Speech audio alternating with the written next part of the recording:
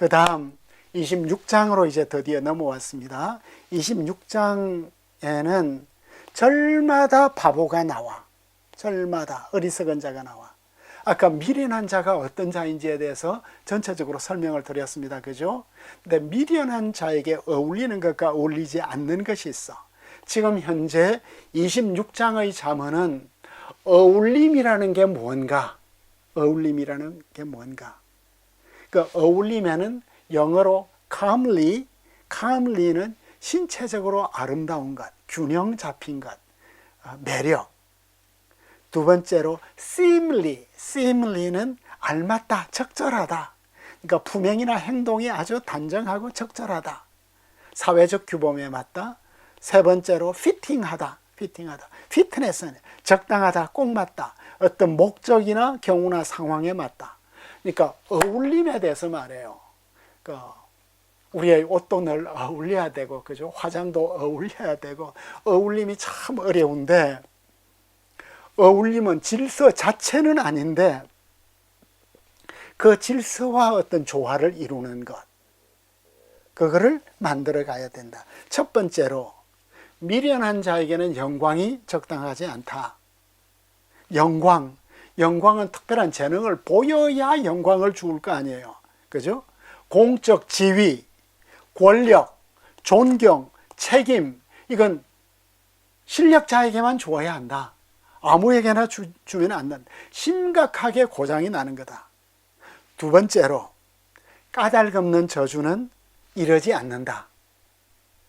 그러니까 영광은 바보에게 적절하지 않고, 저주는 이루어지지 않아. 까닭없는 저주는. 왜 이루어지지 않을까요? 하나님이 막으신다. 발람이 이스라엘을 저주하려고 했지만 이스라엘을 저주하고 야곱을 해할 사술은 없다. 발람 같은 그런 술사도 하나님이 허락하지 않으신다. 그러면은 미련한 자에게 적당한 건 뭐냐? 막대기다. 막대기가 딱 맞다. 체벌도 유익할 수 있다. 그러면은 이 미련한 자에게 우리가 대답을 할까요, 말까요? 미련한 자가 우리를 공격할 때는 대답하지 말라.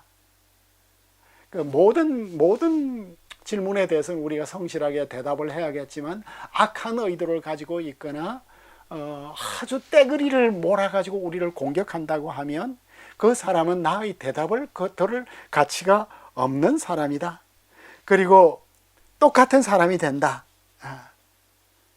이런 성격의 질문에 동일한 성격으로 대꾸를 한다면 나의 품위도 떨어질 것이다. 미련한 사람을 따라 대답하지 말라. 그런데 그 다음 절이 뭐예요? 5절에 미련한 자의 어리석은 것을 따라 그에게 대답하라. 왜? 내가 대답을 안 하면 그가 스스로 지혜롭게 여길까 하기 때문이다. 그러니까 똑같은 상황인데 모순이죠.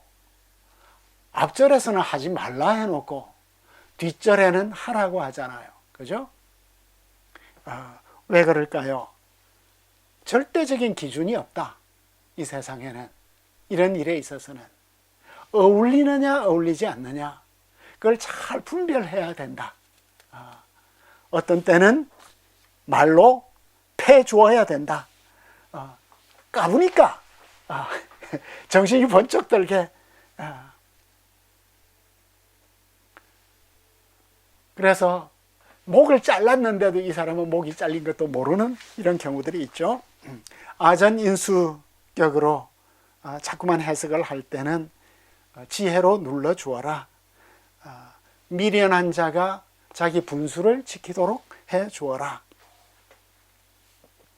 그 다음에 6절에서 10절로 넘어가면 미련한 자에게 중요한 사업을 맡기지 말라. 그건 마치 자기 발을 베어버리는 것 같다. 그러니까 정말 중요한 일을 준비가 안 된 사람들에게 맡기는 것은 내가 극단적 형벌을 받는 것과 같다. 이런 것이 이제 나타나고, 그 다음에 미련한 자를 구제할 수 있을까 없을까? 미련한 자는 구제가 불가능하다.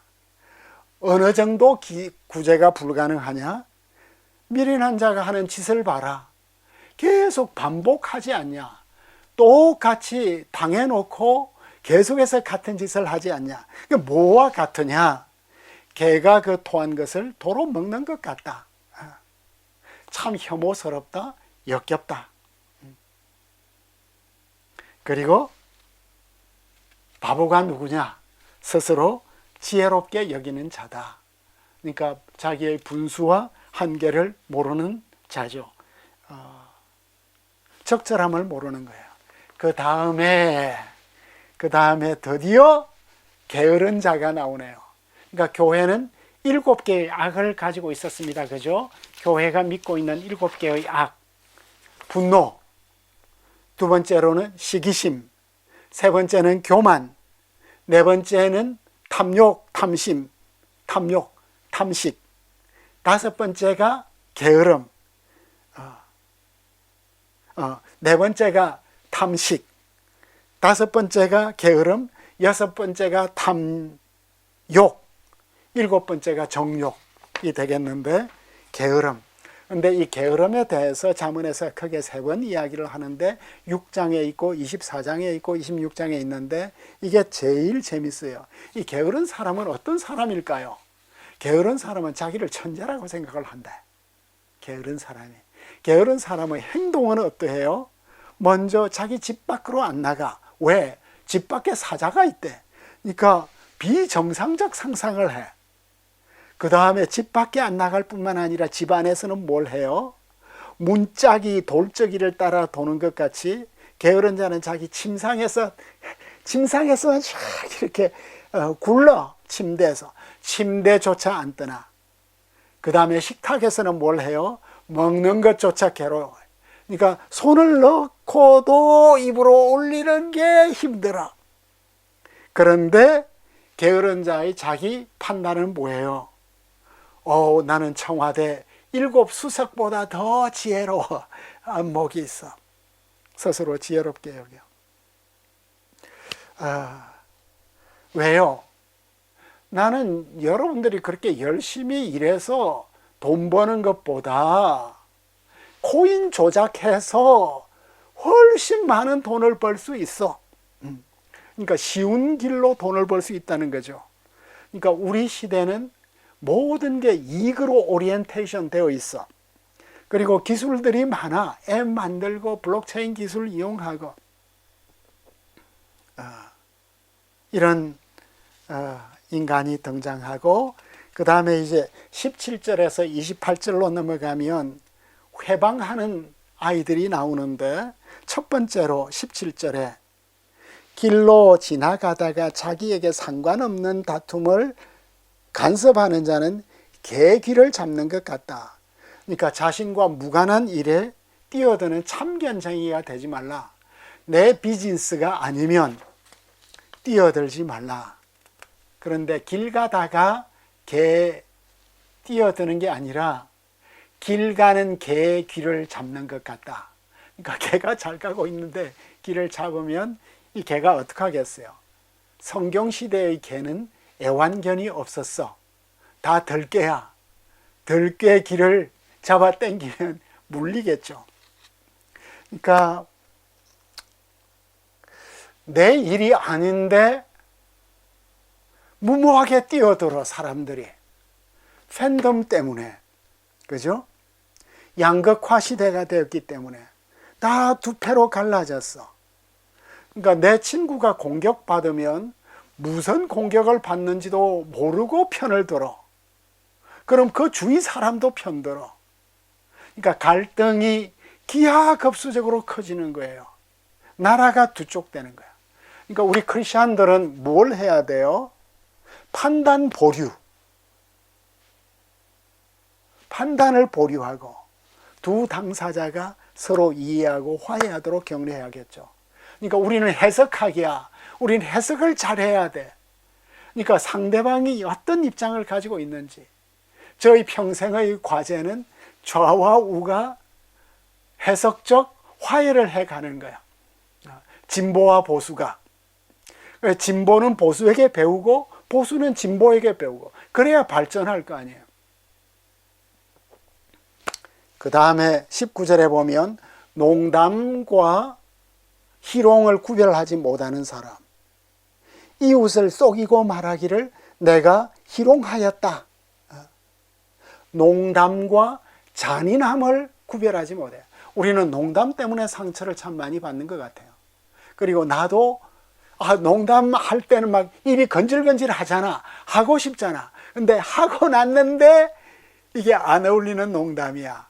난처하기 짝이 없죠. 그럼 내가 그렇게 뜻한 바가 아니야. 미안해. 이렇게 해야 마무리가 되겠죠. 그 다음에 20절에서 22절에는 모함하는 자가 나오고, 그 다음에 23절에서 26절에는 사기꾼들이 등장해. 위장의 천재야. 그 중에서 23절에 보면 온유한 입술의 악한 마음은 낮은 은을 입힌 톡이다.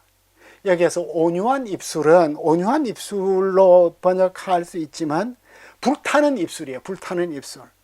여기에서 불타다는 델레크가 현대 이스라엘에서는 가솔린이야. 확 불타는.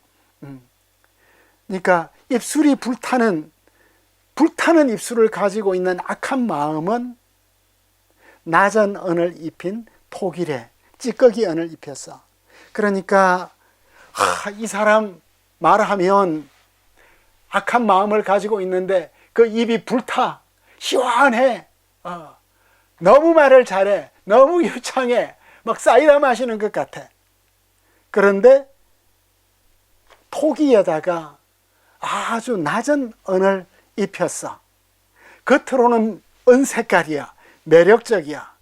그런데 이 은의 질이 낮으니까 이 잡아주지를 못해. 인장력이 없어.